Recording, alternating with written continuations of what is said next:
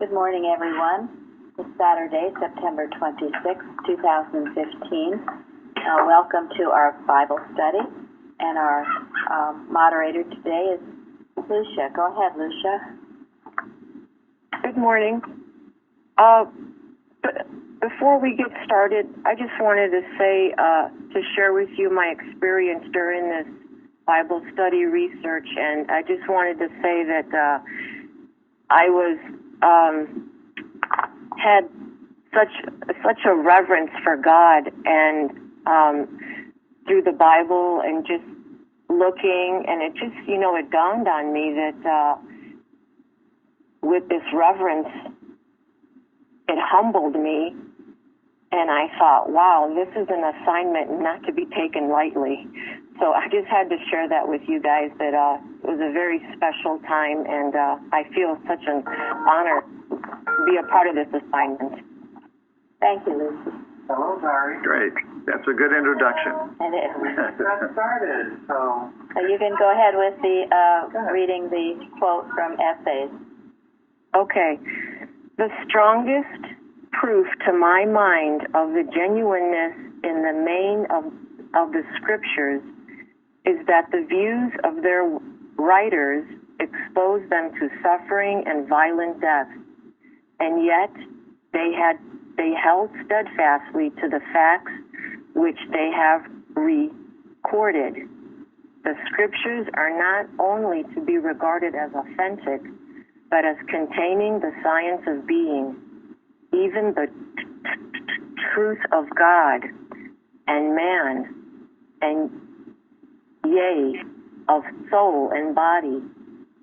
Therefore, they are an infallible guide when understood, from Essays and other footprints left by Mary Baker Eddy. Okay. You're welcome. Good morning to everyone. The topic this morning is omnipotent provision.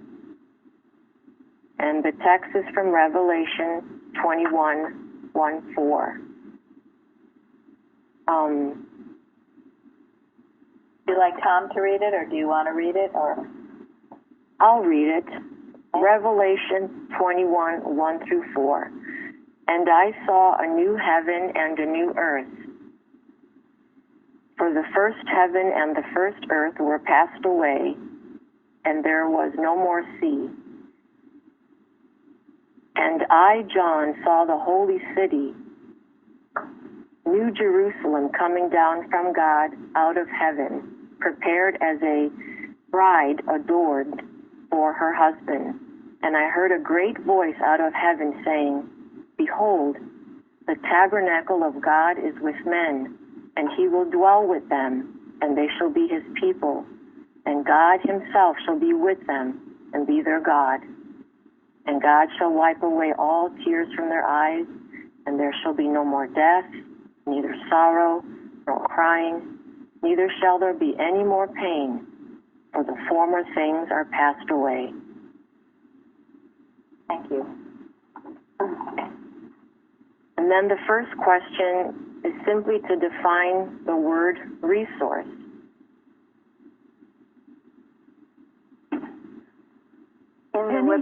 Any source or aid one can refer to for support, assistance, or supply, prayer being the best one. Thank you, Jean. Good. Thank you, Jean. You always start us off well. Who else? I was going to say the same thing, actually. And there was one more thing I found. It down. It said, means yet untried. Resort. Yes, that was a good point. Thank you, Chardell.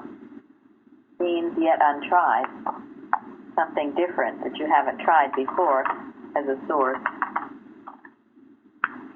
I also found that it's a means of overcoming a difficulty.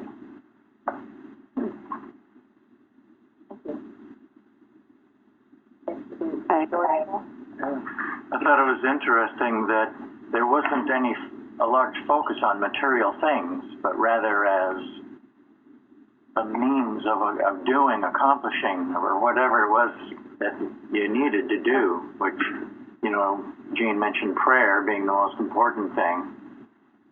What could be more resourceful than the guiding light from the Infinite One who knows all things? Absolutely. Exactly, and that was the whole point, to simply, I thought, well, resource, but it came to mind, such a simple word, but yet it was needed, I thought. It just came so natural. Well, it says any source of aid or support. And, God works in wondrous ways. Our sources can come to us, our aid or support can come to us through a lot of different channels. But is there more than one source for any of all that? No. Yeah, and if we recognize the one source for all the resources we have, seems to me that's what gives them the blessing and makes them permanent. There's a quote in the Martha Wilcox book, I believe it's in the chapter on war, but when I first came upon it, it meant so much to me. I've testified and written articles, but it is this. In Christian Science, we understand God made man and gave him presence, certainty, and position. A man does not desire to get from somebody, but draws from infinity. I think that is such a beautiful thought.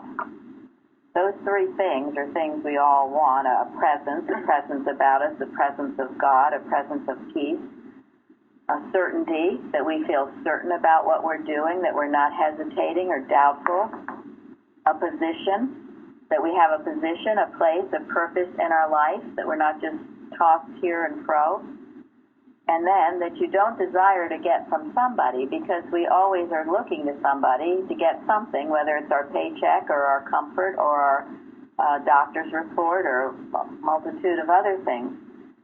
But we draw from infinity. So remember that. That is your resource. That's where you draw from for all things. Infinity, God himself. I like the point about it's an expedient to which a person may resort for assistance. I don't know if it's been said yet or not, but I think, in other words, in any emergency, we can still look to that one source. Thank you. Mm-hmm. Good. And that word expedient is sufficient for accomplishing any purpose. That is certainly our Father. Thank you. I guess the word source means a manifestation from the one and only source. Thank you. Very good. Okay, shall we move on? Yes, thank you. Okay. Thank you, everyone. That was great. Second question. What did Elijah demonstrate through his prayers to God? During that Syrian war, when they were in the mountain, right there in the midst of that time, what did he demonstrate? I mean, what was the result of his prayers to God? He was calm. He trusted totally in God. That He knew that God answered him immediately. I'm sorry. Oh, that's all right. I just wanted to say that Elijah proved that the material eyes cannot be trusted. They are not what is really in front of us. It's a spiritual side. It's not a material side. And he said that we need to not believe what we see, but we need to be more observant. And then God will show us the things that we will be able to what we really see. I think he also demonstrated assurance. It's interesting that the golden text this week is, the work of righteousness shall be peace, and the effect of righteousness, quietness and assurance forever. He obviously was firm in his mind.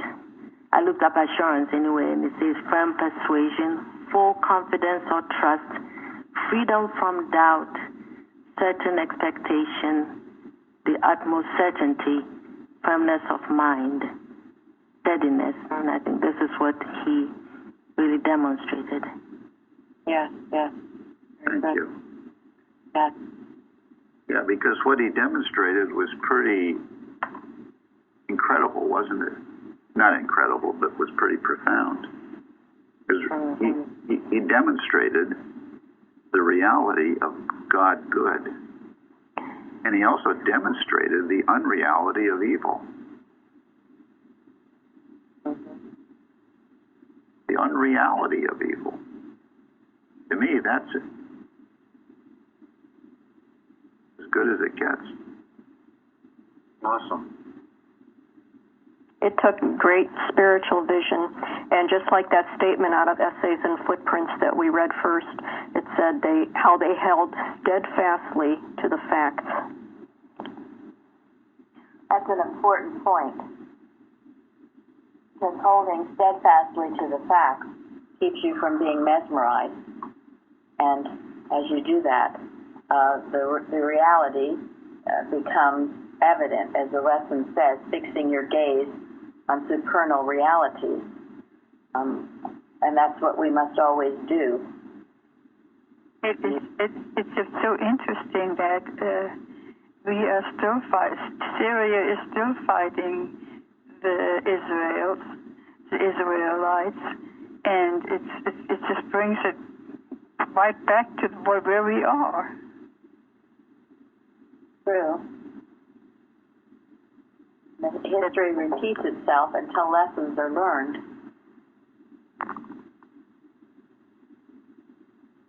I have read that he demonstrated that love must triumph over hate. There's this king that was coming with his armies, with his bent on coming after Elijah, and he demonstrated over the world's weapons and armies with love. He sent them away, fed and safe. I thought that was just amazing. Here was a man who had this huge, violent situation just ready to erupt, and he diffused it with non-violent means. Because he turned to his resource. Exactly. Yeah, he let God diffuse it. Exactly, thank you. I have trouble understanding verse 10. The king of Israel sent, and the king of Israel sent to the place which the man of God, Isaiah, told him and warned him of, and saved himself there, not once nor twice.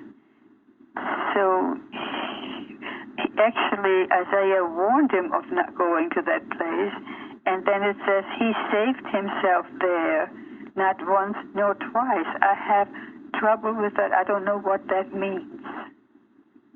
I think it means he sent a messenger to that spot just to make sure that Elisha was giving him the right information.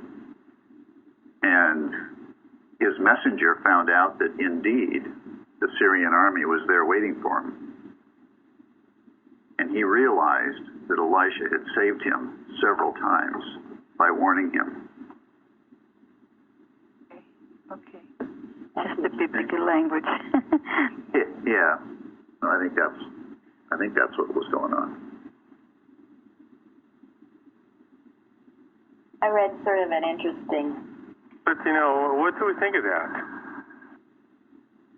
The king was warned, and did he really trust in Elisha?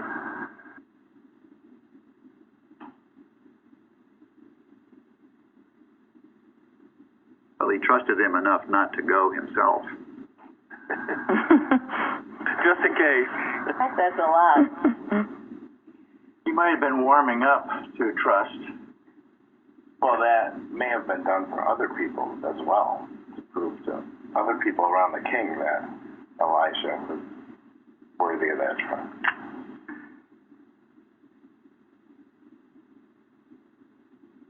But even after all of this was said and done, and the people remained blind going back to Samaria, and then they opened their eyes, at that point in time, the king of Israel could have just marched in and warred, but he, at that point, had enough respect for what Elisha had demonstrated that he asked him, shall we smite them? Otherwise, he might have just gone ahead without even asking him in the first place. Yes. Yes, that's true. Yeah, that's a good point. Yes. Did anybody think about why they went to Samaria? Yes, because that was really where Elisha was from. So he wasn't lying to them.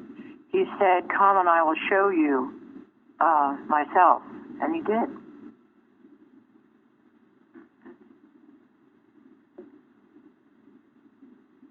Well, what are you getting at, Tom? I mean, according to the story, that's where the king was, and that's where the palace was, and that's where...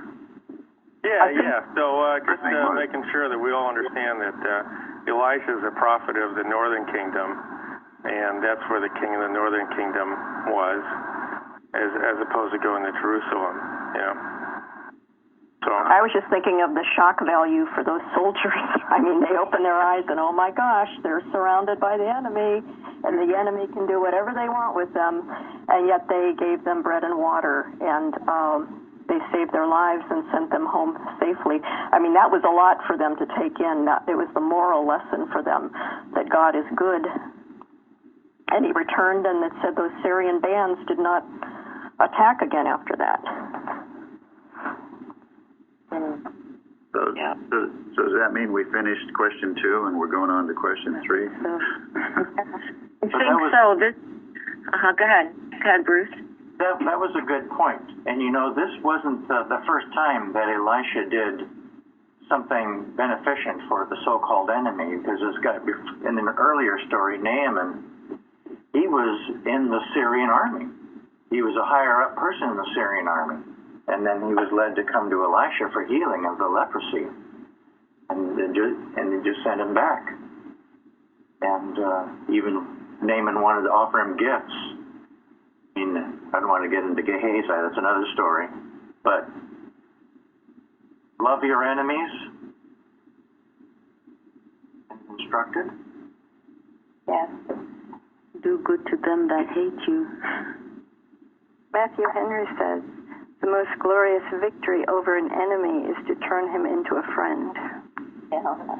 And Mrs. Eddy says that too, and love your enemies. And that exactly... I read something interesting in Charles Spurgeon, and this relates to perhaps, you have seen or witnessed some wonderful healing, or you've gotten some wonderful truth, and you've seen it. Your spiritual sense has told you, and you've seen it. And then other people will poo-poo it and say, oh, that's impossible, it's not scientifically correct, or whatever else. But so he talks about a murderer, and there were 4 witnesses who saw him murder someone. So to defend himself, he said, well, there are at least 40 or more people who didn't see it. So you realize the ridiculousness of that argument. I mean, I'm sure thousands of people didn't see it. There were only a very few that did see it. So did that make what they saw false? So does that make what you see when you see the truth, when you see what's there, false, because thousands of other people didn't see it? I thought it made a really good point and one to remember. That's what one with God is a majority means. It only takes one to see it correctly. It's interesting, but people use similar type arguments to say that what's in the Bible is not true. And then I think interesting for today's story is that the Syrians, that was kind of like a title in a way, but the king of Syria was an Aramean, and the most that they've been able to find about the Arameans, about written history, is actually from the Bible, not from elsewhere. But they have found evidence they existed and so forth, but the most of what's written about them comes direct from the Bible. So they didn't have their own literature much, huh? Well, they must have. It just didn't survive. The famous thing is something called a stele that they found. Maybe it wasn't worth preserving, huh? Yeah, but I think what's interesting was it says about what the Bible has. Has a lot in there. Yes, and I love that quote from the Red Book, what Mrs. Eddy says about the Bible, and that to her, the fact that people would die for what they wrote shows that what they wrote was true. It was a history book, too, yeah. Yes, and it's not only to be regarded as authentic, but as containing the science of being. Therefore, they are an infallible guide when understood, and that's what we're doing in these Bible studies, to understand them, because they will be your infallible guide. Infallible resource. Yes, the truth, God's Word with a capital W. Oh, that's good. Well, question number 3, moving on. Several listeners already basically answered it, but I'll read number 3. Instead of smiting the Syrians upon capture, why were they given water and bread? And several of you already answered it. Well, I think one thing, God required it. This wasn't Elisha making it up. He was being obedient to God. And what it demonstrated is that love destroys hate. Good destroys evil. He says that truth, life, and love are a law of annihilation to everything unlike themselves. So these guys had a dose of divine love, and they took it back to their king. And what a message that must have been. Yes, and if they wouldn't have done that, been an example, they would be reflecting evil. They would have been doing exactly what they were doing. Thank you. Exactly. Did anybody think about who he might have really been doing this for? I think he was doing it for everybody. Yeah. But in particular, does anybody know who the king was?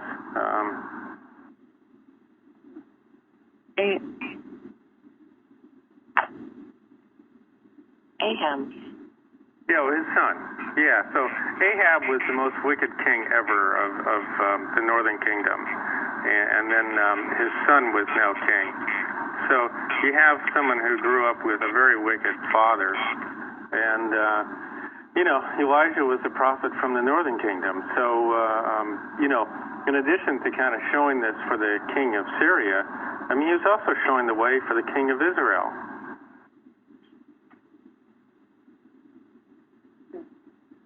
Interesting. Good point. Yeah. And who is this king's mother? Well, that's Jezebel, wasn't it? Was it? That's what I was thinking. Is that true, Tom? Not sure. It might be. I didn't look that up, but could be. Because we know a mother's influence is the strongest influence, and if his mother was Jezebel, he needed this lesson. To Tom's point. Whoa. Yeah. Because I think it's so fascinating, because when you read this, you sort of think a sense of how he's being generous, kind, good to the enemy. But gosh, maybe he was trying to teach the people of Israel how they were supposed to be. I mean, that's kind of what a prophet is. And maybe that was the most important thing he was doing. If they wanted to save the northern kingdom from the enemies, then they had to rethink, their ways, because for the most part, they were worshiping something other than God. Good point. Yeah. So here it is. What blesses one blesses all. Amen. There you go. Yeah.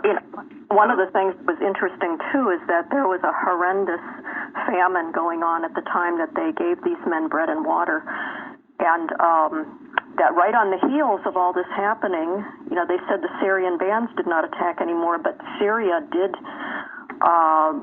There was all-out war on Israel shortly after that, and on Samaria, I should say. All-out war from the king of Syria.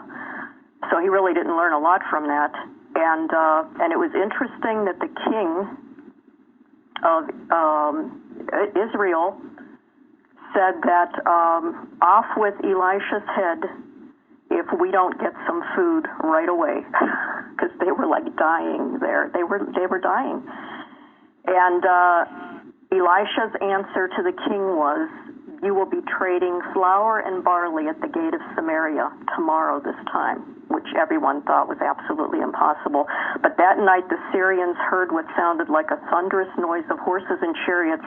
They imagined that Israel must have gotten the king of Egypt and the Hittites to help them in an attack. And so the Syrians fled in the night, leaving everything they had. And just as Elisha had predicted, there was plenty of provision for them the next day, and they were trading at the gate of Samaria. Wow, thank you. That's a great story. Yeah. Anna, I think you should take over. No, I'm just kidding. That's the baton. Well, it shows, too, in history that when we have been mean and punished our enemies, there's usually repercussions. Yeah, it's There's usually a backlash. Yeah, it's not a good thing. It's not a good way to leave things. No, it isn't a good way to leave things, no. But whoever said it in the beginning, it might have been Gary, that Elisha was just listening to God. He was so in tune, so everything he did was of God, and it was the right thing.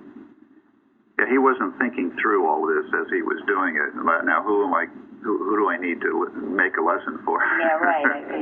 It just was coming to him. Although that's what did happen. Speaking of lessons, what amazes me is that I wasn't a Bible scholar prior to Christian Science, but in the last 12 years or whatever, I've never seen this. This is the first time it's ever been in a lesson that I've seen, so I didn't know this story. So I'm just curious why this isn't used more than things like David and Goliath and Samson and Delilah, because it is such a beautiful story. Well, then you'll be grateful that here it is. And I am so grateful. Yeah. And we have used it before. But there's a lot of really good stories in the Bible. What you're saying is, though, that this really is a choice story. It is a choice, yes. And I agree 100%. Right. This in Nehemiah, I mean, I love Nehemiah, and Nehemiah rarely comes up because that was another beautiful story of prayer, allowing the king to let him to go and rebuild the wall of Jerusalem, etc. Well, and I think it's fair to say in the culture we found that they were using the same things over and over and over, which is another reason why we decided to write our own lessons, because we do cull out different stories. We never had the story of Abigail. We've done that one, and we have done this one a few times. It is a choice story. And there are other stories that were never used that we have used in our quarterly. And partly that helps us is these Bible studies. Because if you were just to read them, perhaps maybe you wouldn't pull out the real meaning of it. But when we have these Bible studies, it makes them so rich with lessons and other things. It's wonderful. That brings up something. Go ahead. I was just going to say, but this is also what I said applies also outside of Christian Science, because when I was very not often, but as a child, we were taken to Sunday school, and quite frankly, it was all of the horrible stories, so it scared the heck out of me, and that's why one reason probably I didn't like religion, because it was so terrifying, and it was just talking with my neighbor, trying to convince her to tune into the Bible studies just to listen in, and she was complaining because she doesn't know how to provide these stories to the kids because they are so terrible. And I said, well, that's the point of these Bible lessons. Well, good for you. What were you going to say, Tom? Yeah, I mean, to what you were saying about people tuning in and listening to this, I just give you something when I was preparing for a Bible study recently on the rich fool. I went to a Christian ministry site. They didn't look very Christian and everything, but they were explaining it as a children's story, and frankly, when I was reading the write-up on it, there was not one single word of God in the entire write-up. None. It was so perplexing. I go, oh gosh, and frankly, we're just talking about the evils of business and making money, that's what you get when you're going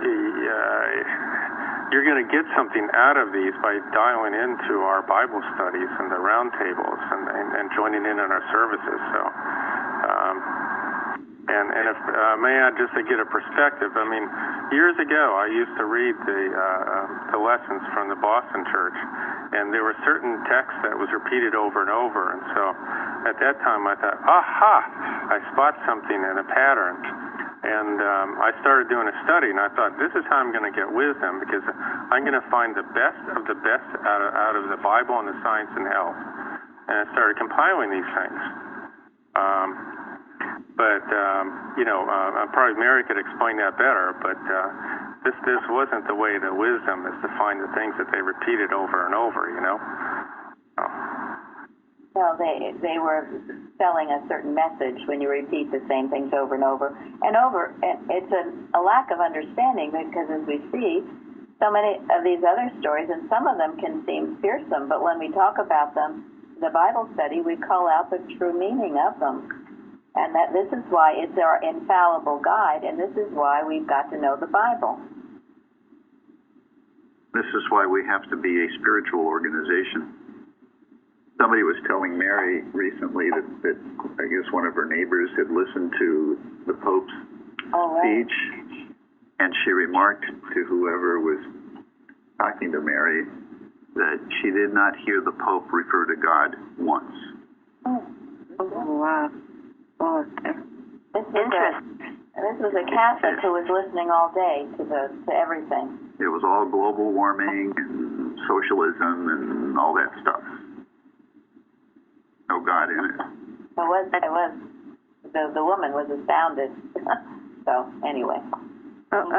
Speaking on that, the idea of God, going back to the giving the bread and the water, when I was reading about it, and they mentioned that it was really God's prisoners, and that God had captured and was hand in there, so it would have been really sacrilegious to do anything else but treat them the way God was directing all the way through the end. And I think it's a good lesson in anything we do, that we don't just let God do part of it and then we finish up the way we think. Or That's very good. That's true. I think that's good, because I've been thinking about this question in terms of, now that I'm here at this church learning Christian Science, I can't use methods that I used to use to do things. Has to be what's right for now. So. And that's an excellent point, because you can start off listening to God, and then at the end get into your own methods or what you think. And a lot of people would think, well, kill the, what. and he didn't. They're God's children too, and he knew it, and he diffused a very volatile situation. I would also have to think that he knew this was coming, because if he knew that the king was in trouble, certainly he would know this was coming. So he must have been prepared long ahead. That couldn't have been a surprise when the servant, woke him up and said, "Look." I would have to believe he knew this was going to come about.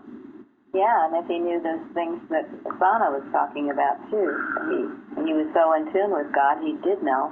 And Mrs. Eddy says that when you are in tune with God, you will know the past, present, and future. You will at least have a sense of it. And that's, we have, throughout history, we have people with vision. They're not called prophets, but they have vision. And this kind of reminds me, in a way, of Winston Churchill, who, after World War I, implored the Allies to forgive the German debt and let the Germans get on with their lives. And he was overruled. The rest of the Allies insisted that Germany be punished and be required to pay their indebtedness. And they might as well have just killed them all, because it sowed the seeds for the worst. For Hitler, it's for the worst atrocities that we have known in modern times. But here, Churchill understood this concept, understood this principle. Overcome the evil with good. Wasn't it like in Old England when they said, you can't pay your debt, so you're going to jail? What good did that do? Right. Right. Yeah, that's been around for a long time. That was, that's in the Bible. I know. Back a long way. But it's such a waste. We're going to move on to 4, but before we do that, thank you everyone for your input and feedback, because I was thinking this is going to be the shortest historical Bible lesson yet. And if we have time, we'll have punch and cookies afterwards. So I thank you. Thank you for your comments, because you're buying me some time here. And it's only 5. Lucy, I always think these things will be over in 10 minutes. Oh, Lord. Lucy, we often think that before they get started, but which is why it's always amazing what God does when we're all together here, what comes out of these things. Well, I'm so grateful. Yeah. Yeah. I'm sitting here sweating, thinking, okay, I got to bring out the cookies and punch. Come on, somebody talking. We're doing great. You got to be calm like Elisha. Yeah, calm like Elisha. Okay. So number 4, Elijah's servant panicked upon seeing the Syrians, and yet Elijah remained calm. How can we not panic when faced with trials?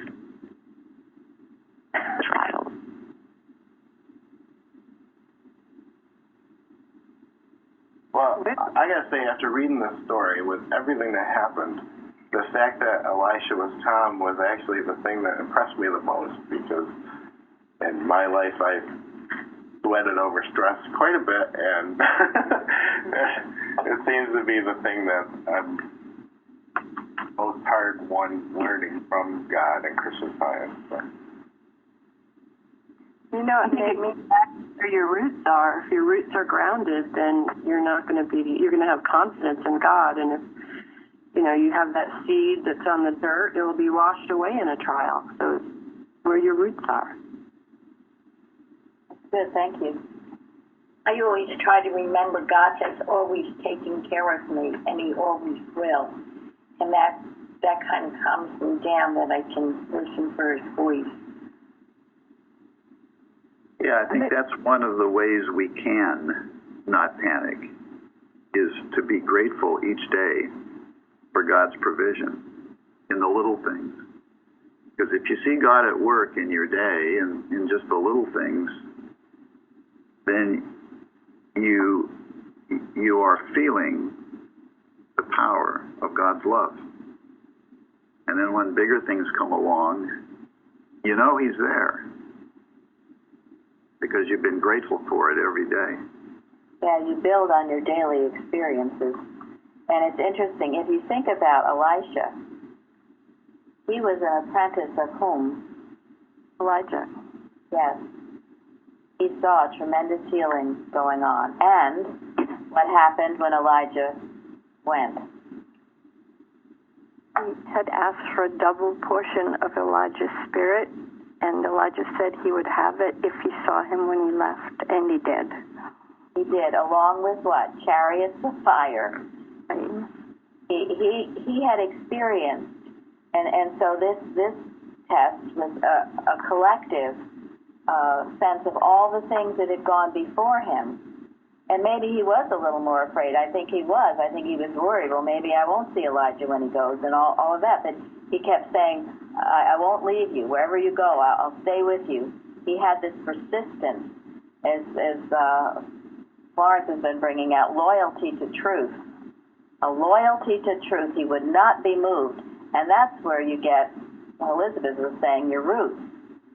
Your roots. You won't be moved. You've made your covenant. Come hell or high water, you will not be moved. And as you take your life in each day that way, it becomes accumulative, and you gain a strength and a faith and a trust that you never knew you had, mainly because you haven't exercised it. You've got to exercise it. Hitherto the Lord hath helped me, and hitherto he will.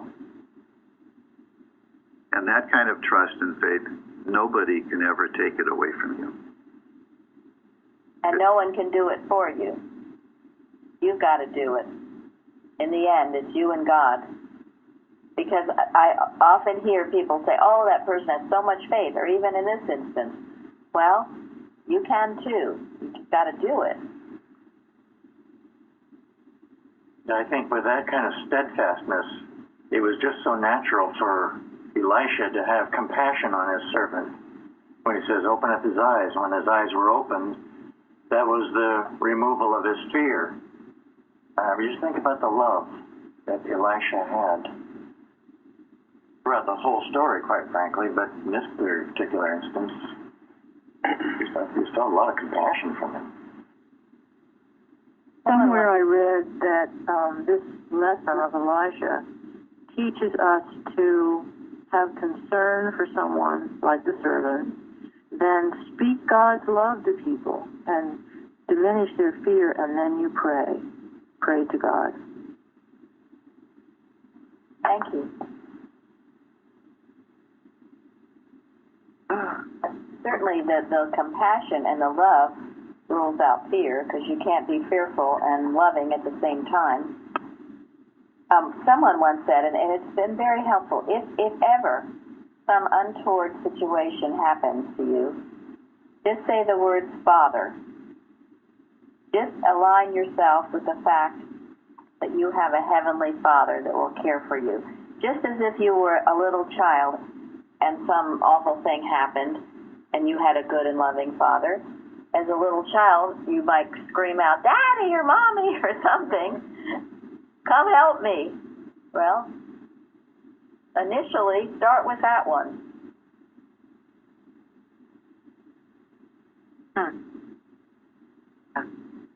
I thought the lesson was absolutely fascinating with this on vision. Within the two citations, you have Elijah, what he saw, what the servant saw, and then the blindness in the next. And one of the things I read said the armies came with eyes inflamed with envy and hate and greed. And that was really what caused the blindness. Yeah, that's a very good point. Thank you. You know, I was led to something in miscellany too, which addresses this. It says this is page 294. In a certain city, the master did not many mighty works there because of their unbelief, because of the mental counteracting elements, the startled or the unrighteous contradicting minds of mortals. And if he were personally with us today, he would rebuke whatever accords not with a full faith and a spiritual knowledge of God. he would mightily rebuke a single doubt of the ever-present power of divine spirit to control all the conditions of man and the universe. Think about it. This is where the rebuking comes in. If you go on through your day and you hear all these negative reports and you go along with them, oh yeah, so-and-so's dying of this, oh yeah, look at the news, everybody's being killed off. You're just glutted with this negativity. You've done nothing to correct it. So then some instant happens and you're going to panic. Oh my gosh, it's happening to me. You get the picture? You've got to, through your day, rebuke the error that confronts you. Just as this paragraph says on 294, just as Jesus did. You've got to do it. You can't not do it.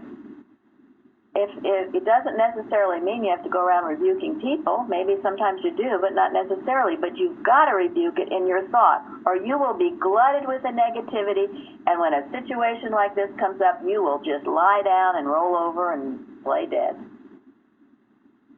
That's speaking to pure thought, keeping our thoughts pure. Absolutely. Right, and that is where the root, that is how you build strong roots. But I know, because I've done this, and that's certainly where I was when I came to this church.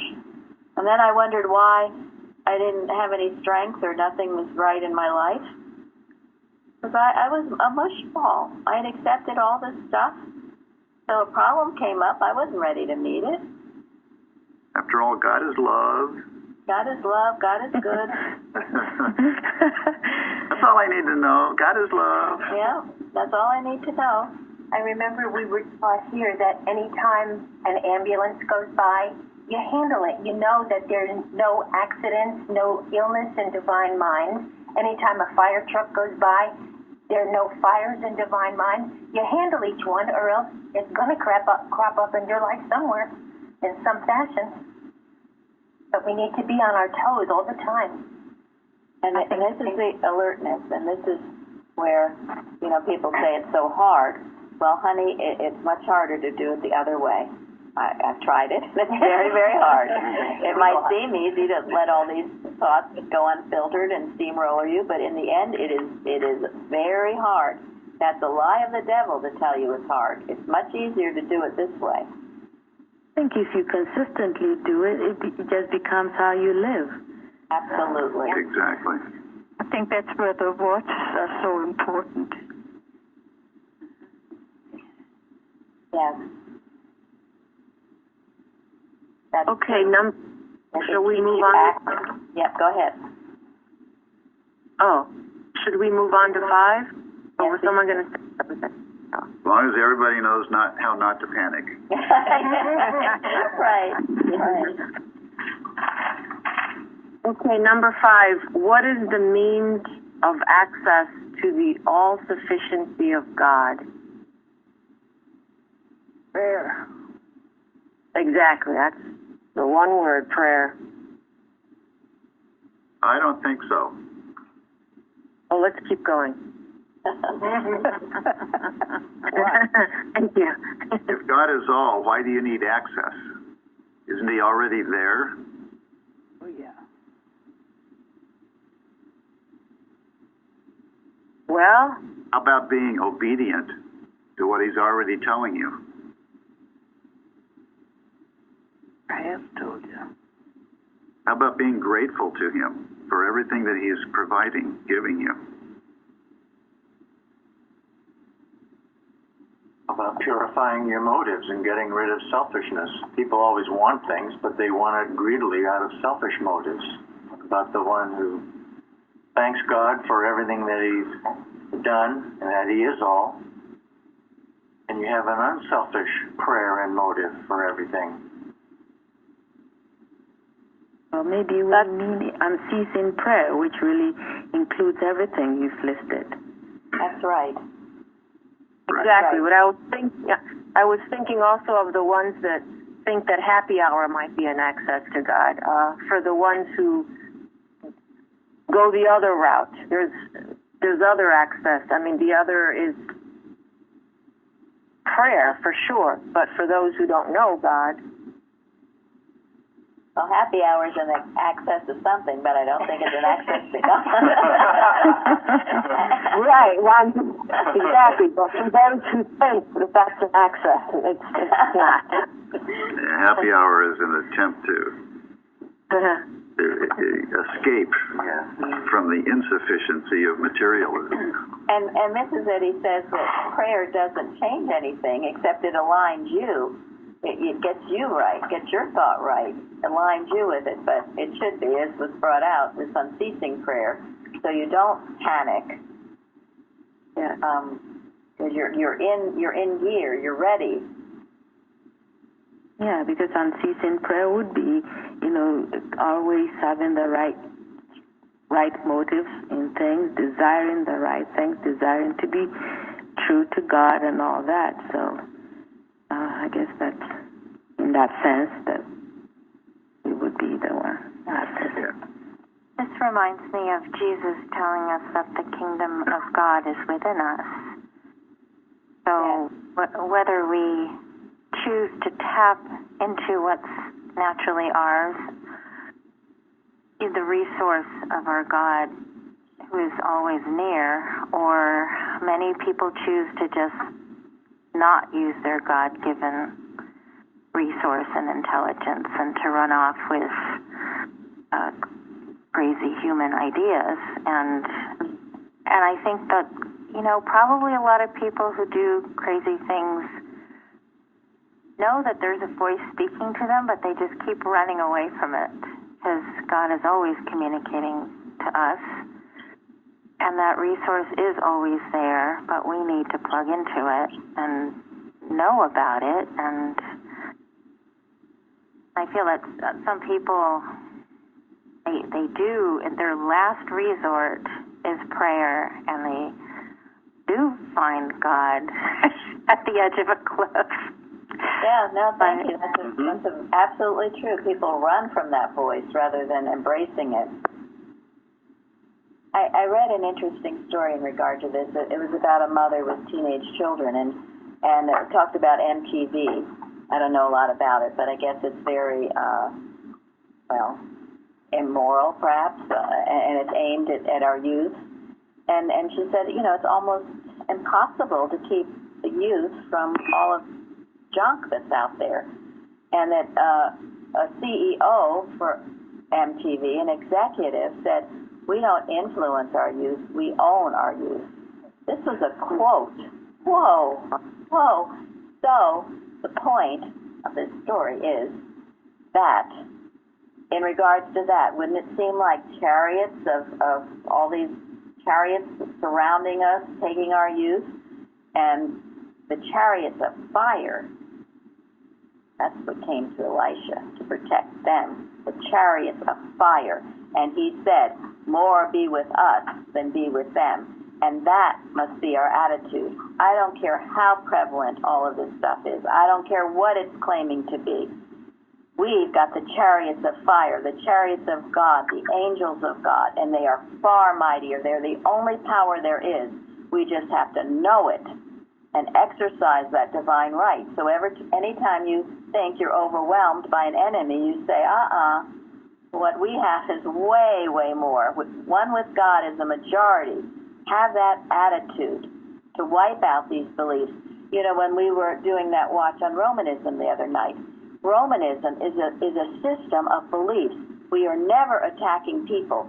We know so many good Catholics, good Muslims, good everyone, but a system of beliefs that are not true, of the belief that because you're not a Catholic, you're going to hell. Where's any authority for that? That's not in the Bible. That's a false belief. And then there are all these other beliefs that they unwittingly believe, and it keeps them in bondage. So that's how you destroy it. How can that have any source? How can it have any law? How can it have anything? It's not of God. It's a belief system that will destroy itself. But that's how you handle it. And that's true about all this other stuff, that there's an attraction besides God that our youth would be overtaken with. No, there's no attraction but God. We are so fulfilled in this work. There's beauty, there's love, there's joy in knowing God.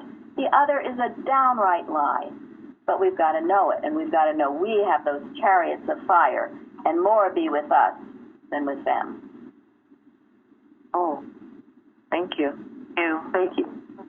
And our example is the most important learning experience that our children will have. Your example. But this is, too, how we make these stories practical for today and how you use them now, because they are practical for today. They are, and that's why they are our infallible guide that we turn to every day, every morning. All of us should be reading through the Bible consecutively, Science and Health consecutively, and prose works consecutively to get those roots that Elizabeth talked about. Deep, deep roots that cannot be uprooted because you're firm in that truth. Great. Okay, that's wonderful.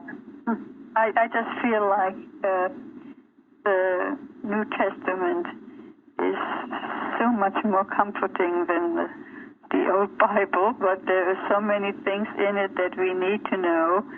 And somebody told me, you don't have to read the begets. Do we have to read the begets?